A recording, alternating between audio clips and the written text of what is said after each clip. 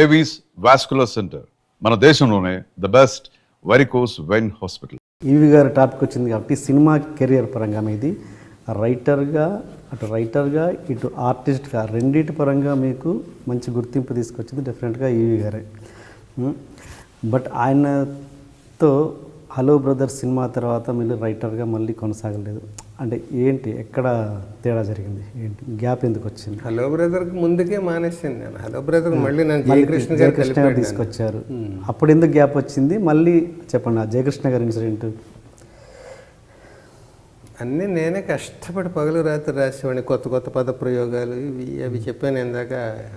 బాబురావు ఏమండో కొత్త ప్రయోగాలు అవి చేస్తుంటాడు. టాటా అంటే బిర్లా అని, టాటా అంటే అశోక్ లేలాండ్, అదే దాసరి రాఘవేంద్ర, ఇలాంటివన్నీ అప్పుడే తెల్లారు ఇవన్నీ చేయడం అది చెప్పాను కదా. ఇవన్నీ పగలు రాత్రి ఎంత కష్టపడితే వస్తాయి కొత్త ప్రయోగాలు. అలా అదే పనిలో ఉండేవాడిని. ఇంకో సినిమా వచ్చినా ఒప్పుకునేవాడిని కాదు. నాకు ఒక సినిమా చేస్తుండగా ఇంకోటి వచ్చిందంటే టెన్షన్. ఇదే పూర్తి చేయగలనా లేదా అన్నంత టెన్షన్గా రాసేవాడిని. నిద్ర ఉండేది కాదు, తిండి ఉండేది కాదు, ఇంకా అదే ఓ దీక్షలా ఉండేది. నేను ప్రొడ్యూసర్ని కాదు, నేను డైరెక్టర్ని కాదు, నేను హీరోని కాదు, నేను స్టోరీ రైటర్ని కాదు, స్క్రీన్ ప్లే రైటర్ని కాదు, డైలాగ్ రైటర్ని. నేను డైలాగులు బాగుండాలనేది పిచ్చి తపన. దానికోసం 4 కమెడియన్లు ఉంటే 4 పోటాపోటీగా 3కి పంచి వచ్చి 4వ వాడికి రాకపోయినా నాకు నిద్ర పట్టేది కాదు. ఒక్క పంచి కాదు, అలా మాట్లాడుతుంటే సీన్ ఫినిష్ అయ్యే వరకు ఎవడు మాట్లాడినా పంచితోటే మాట్లాడాలి. అలా ఉండేది, ఒక కసిగా, ఒక ఫైర్. నీకు తెలుసు, నువ్వు జనం కోసం అడుగుతున్నావు కాబట్టి ప్రతి నీకు తెలిసి అంటే జనానికి తెలియాలి కదా. ఇలా జరుగుతూ ఉండగా అప్పులప్పారావు సీతారత్న గారి అబ్బాయి ఆ ఒక్కటి అడక్కు ఫుల్ ఫ్లెడ్జ్డ్గా సోలో రైటర్గా రాశాను. ప్రతి డైలాగ్, ప్రతి పంచి నాది. అందులో వారసుడి దగ్గరికి వచ్చేటప్పటికి ఆయన ఇంకో రైటర్ని ఎవరినో ఊరికే కొన్ని అక్కడక్కడ గెస్ట్ రైటర్గా పేరు లేకుండా ఇంకొక ఆయనకి కూడా ఓ వెర్షన్ రాయమని అలా ఎంటర్టైన్ చేసి, అతను వచ్చి కొంచెం ఏదేదో చెప్తాడు. చిన్న రైటర్ అతను, కొద్దిగా ఎక్కువ మాట్లాడుతూ అతను ఏదేదో చెప్తూ ఉండేవాడు పెద్ద అథారిటేటివ్గా. ఓకే, అది నాకు 2 రకాల ఇన్సల్ట్గా అనిపించేది. అతను పేరు ఊరు లేని చిన్న రైటర్ ఇంత పోజు కొట్టేస్తున్నాడు. పైగా నేను మెయిన్ రైటర్, నేనున్నాను అక్కడ, నా కన్సెంట్ లేకుండా డిస్కషన్ జరుగుతుందని కొంచెం హర్టింగ్గా అనిపించేది. ఇది రాను ఆయన ఎక్కువ సినిమాలు అలాగా చేయాల్సి వచ్చేది. ఫుల్ క్రేజ్ ఎలా ఉండేదంటే ఆయనకి, ఈవి గారికి అలాగా ఏడాదికి 1 సినిమా, అలా ఏడాదికి 3 సినిమాలు 4 సినిమాలు చేసిన సందర్భాలు. నేను 3-4 రాయలేను. నేను రోజు 2-3 సీన్లు రాయడమే గొప్ప. నేను ఆయన సినిమాలు అన్నీ నేను ఎక్కడ రాయగలను? ఓన్లీ రాసేయడమే కాదు కదా, రోజున డిస్కషన్లో పార్టిసిపేట్ చేయాలి కదా. అందుకని నేను ఆయనకి సినిమాలు పెరిగినప్పుడు ఇలాగ ఎవరినో రైటర్స్ అందరూ ఆయన చుట్టూ ఉండేవారు, ఏదో రకంగా ఆయన దగ్గర రాయాలన్నట్టుగా చాలామంది రైటర్స్. ఆయన కొందరిని ఎంటర్టైన్ చేస్తూ ఇద్దరిని ముగ్గురిని అలా అకామిడేట్ చేసుకునేవాడు. అది నాకు వద్దనేవాడిని నేను. ఓకే, నాకు నా మీద నమ్మకం ఉన్నంతకాలం నాకు సోలోగా ఇవ్వండి.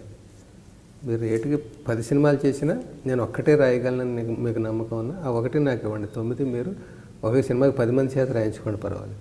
ఆ ఒక సినిమా కూడా నేను రాయలేను, నా స్టఫ్ అయిపోయిందని మీకు అనిపిస్తే నాకు అసలు సినిమాలు ఇవ్వకండి. నేను ఇంకోటి ఏవో చేసుకుంటాను, లేకపోతే రచన మానేస్తాను, ఏదో చేసుకుంటాను. ఎందుకంటే కష్టపడి మీ దగ్గరే కమిటెడ్గా 24 hours చేస్తున్నాను నేను. ఇంకో సినిమా చేయట్లేదు.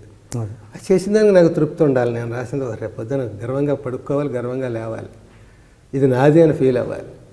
కలగూరగం పోకూడదు. కథారచనలో 50 మంది ఉండొచ్చు, కానీ డైలాగుల్లో అంతమంది అవసరాన్ని బట్టి ఉండాలి తప్ప అనవసరంగా. ఇప్పుడు రేపు పొద్దున అందరూ తలోటి చెప్తారు. ఇప్పుడు నేను అమ్మ అన్నం పెట్టి అంటాను, తను కూడా ఏదో రాయాలి కనుక తల్లి అన్నం పెట్టి అంటాడు. తల్లి అన్నం పెట్టి అనరు కదా ఎవరును. మీరు అందరినీ ఎంకరేజ్ చేయాలి కాబట్టి అతను కూడా కొంత వాడాలి కనుక తల్లి అన్నం పెట్టి అనేది వాడారు అనుకుందాం. అతన్ని ఎంటర్టైన్ చేయడం ఎందుకు మనకి? మనం అతను ఎందుకు ఇంకో వెర్షన్ ఎందుకు రాయిస్తున్నారు? ఇంకొంచెం బెటర్మెంట్ కోసం. ఆ బెటర్మెంట్ నా దగ్గర లేక అతను గొప్పగా చెప్తే ఓకే. అతని స్టఫ్ ఏంటో నేను అబ్జర్వ్ చేసి ఇదంతా ఎక్కడో కొంచెం ఇబ్బంది ఫీల్ అయ్యాను. ఫెయిల్ అయిన తర్వాత కొంచెం నేను దూరం జరగడంతో ఈయన మళ్ళీ జయకృష్ణ గారు కలిపారు మీద. సక్సెస్ఫుల్ కాంబినేషన్ ఎప్పుడు అలా విడిపోకూడదు, ఏమైనా ఉంటే సర్దుకుపోవాలి ఇది అని. మా ఇద్దరికి నన్ను తీసుకెళ్ళాడు తన కారులో. ఇద్దరికి చెప్పడంతో అప్పుడు ఆయన అంటే నాకు సినిమాలు పెరిగి రైటర్స్ అందరూ నా చుట్టూ ఉండడంతో నేను ఎక్కువ మందిని అకామిడేట్ చేసుకుంటున్నాను. అది ఆయనకు నచ్చట్లేదు, నాకు ఇబ్బంది అతనికి ఇబ్బంది, అందుకే బెటర్ గ్యాప్ వచ్చింది అని అన్నాడు ఆయన. అసలు రావద్దని నాకు చెప్పాడు, ఆయనకి చెప్తే తర్వాత హలో బ్రదర్ ఆయన వెళ్ళి రెడీ అయ్యి రండి నెక్స్ట్ సినిమా మీరు రాస్తున్నారు అన్నాడు. ఈయన అనేసి వెళ్ళిపోయాడు జయకృష్ణ గారు. ఆయన ప్రొడ్యూసరు 420 సినిమాకి. పైగా ప్రొడ్యూసర్ అనే కాదు, వాళ్ళ రిలేషన్స్ అట్లా ఉండే.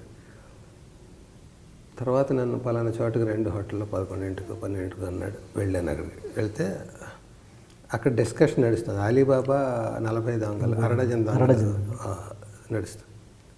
ఒక 5-6 సీన్లు అవన్నీ డిస్కషన్ నడిచి లంచ్ బ్రేక్ తర్వాత అన్నాడు, ఏంటి ఈ సినిమాకి రైటర్ అనుకుంటున్నారా మీరు? చాలా పెద్ద సినిమా రాస్తున్నారు, hello brother, Nagarjuna dual role. ఇంకా సమస్య పోతాయి చిన్న చిన్నవి. నేను ఎందుకు ఎఫెండ్ అయ్యానో ఆయనకు తెలుసు, ఆయన ఎందుకు అలా చేయాల్సి వస్తుందో నాకు తెలుసు. ఎవరి తప్పు కాదు. దూరం అయితే మళ్ళీ దగ్గర అవ్వడానికి ఎట్లాంటివి మనసులో ఉండి మళ్ళీ నా రైటర్ నా దగ్గరకు వచ్చాడు అనేది ఒక ఆనందం ఉంటుంది కదా. మీరు ఇది అనుకుంటున్నారా హలో బ్రదర్ అనేటప్పటికి అయినా ఏదో రాసుకుంటూ ఉండేవాడు ఎప్పుడు అలా. నేను వెళ్తున్నప్పుడు యాక్టర్ అయినప్పుడు కూడా అనేవాడు అలాగే ఎక్స్ప్రెషన్, అంటే చూసిన ఆనందం అనమాట. ఏంటి బాగున్నారా అన్నది ఏదో ఎక్స్ప్రెషన్, అందులో 100 అర్థాలు ఉండేవి. ఏంటి మరి కుర్ర షాట్లు వేస్తున్నారు, ఆనందం. అది క్రిటిసైజ్ చేయడం వెక్కిరించడం కాదు, అదే నా ఆర్టిస్ట్ బాగున్నాడు అనే ఆనందం. అవన్నీ అనుభవాలు ఏం చేసుకో మాట్లాడుకునే జనాలకి ఏం అవసరం వీటితో. ఓకే, మరి మళ్ళీ అనుభవాలకి అది అయిన తర్వాత హలో బ్రదర్ లాంటి బ్లాక్ బస్టర్ హలో బ్రదర్ మరి ఇప్పుడు నేను బాగా రాయొచ్చు, కానీ నేను టైం తీసుకురాస్తున్నప్పుడు ఆయన ఫాస్ట్గా ఉన్నప్పుడు, ఆయన చుట్టూ రైటర్లు ఉన్నప్పుడు నా మనోభావాల్ని గౌరవించాల్సిన అవసరం ఆయనకు లేదు. ఓకే, ఇప్పుడు నాకు కొన్ని రూల్స్ రెగ్యులేషన్స్ పెట్టుకున్నాను నేను. ఆయన ఎందుకు పెట్టుకోవాలి, నేను పెట్టుకున్నాను. ఆయన చుట్టూ ఇండస్ట్రీ అంతా క్రేజీగా ఉన్నారు, మేము రాస్తామని అందరినీ వాడుకోవాలనుకుంటాడు. నేను మాత్రం ఈ తెక్క రూల్ పెట్టుకున్నాను. సో తప్పు నాదయ్యి ఉండొచ్చు, అది ఆయనకి ఇష్టం లేకపోవచ్చు. ఆయనకి ఇష్టం లేనప్పుడు ఆయన వెనకాల నేను ఎందుకు ఉండాలి, ఎంత సక్సెస్ఫుల్ కాంబినేషన్ అయినా కూడా. అలా దూరం అయిపోయి నేను కిష్కింద గాండ్లు ఇంకోటి హైదరాబాద్ షిఫ్ట్ అయిపోయాను. రాసుకున్న తర్వాత మళ్ళీ యాక్టర్గా కలిసాను, చాలా బాగుంది తోటి. ఇంకా అక్కడి నుంచి ఆయన ప్రతి సినిమాలో ఉన్నాను నేను. 1 లేనేమో కానీ మగరైడ్ అలాంటి. నేను యాక్టర్ అయిన తర్వాత ఆయన డైరెక్ట్ చేసిన చాలా సినిమాల్లో 30 సినిమాలు చేస్తే 28 సినిమాలు ఉండి ఉంటాను నేను. అలాగే ఇది ఆ చెన్నై నుంచి హైదరాబాద్ రావడం వల్ల మీ రైటర్ కెరీర్ కొంచెం డల్ అయింది కదా, అలా అనుకోవచ్చా? బాగుంది ఒక రకంగా. అంటే బాగుండడం అంటే అక్కడ ఉన్న పెద్ద సినిమాలు సక్సెస్లు ఇక్కడ లేకపోవచ్చు. చిన్న సినిమాలకి నేను ప్రొడ్యూసర్లకి వాళ్ళకి అందుబాటులోకి వచ్చాను. అక్కడ ఉంటే ఏటుకు 1, 2 సినిమాలే నాకు, లేదా 2, 3. ఇక్కడికి వస్తే నాకు 6 సినిమాలు 7 సినిమాలు ఒక ఏడాదిలో రాసిన ఇది ఉంది. అప్పుడే మనం కలిసి పనిచేసి. సో ఎక్కువ సినిమాలు నాకు చేయాలని ఉంటుంది, కానీ అక్కడ ఎక్కువ సర్వీస్ చేయాలి, ఎక్కువ స్ట్రెయిన్ అవ్వాలి, ఎక్కువ టార్గెట్స్ అక్కడ. ఇక్కడ అంత నేను రాయాల్సిన అవసరం నేను నా చేత రాయించుకునే డైరెక్టర్కి లేదు, నాకు కనపడేది కాదు. అలా వాళ్ళ అవసరాన్ని బట్టి నన్ను వాడుకోవడాన్ని బట్టి నేను అవైలబుల్గా ఉండేవాడు. And for more videos, please subscribe to iDream. Please subscribe to iDream. Please subscribe iDream. And please subscribe to iDream. For more videos, subscribe to iDream. please like, share and subscribe to the channel. Congratulations, iDream. Subscribe to iDream. Subscribe to iDream. So subscribe to iDream Media. iDream ki iDream team andarki huge congratulations. Please subscribe iDream Media. Please subscribe to iDream. Subscribe iDream. Please subscribe to iDream. I dream అంటే నా కళల ఛానల్ను subscribe చేసుకున్న నోరు తిరుగుతలేదు, మీరైతే గంట గుర్తు కొట్టండి. For more such videos, please subscribe to iDream. Subscribe to iDream. Please subscribe to iDream. Please subscribe iDream Media. Please do subscribe to I dream. Please subscribe to iDream Media. For best entertainment and information, please subscribe iDream. And don't forget to subscribe to iDream.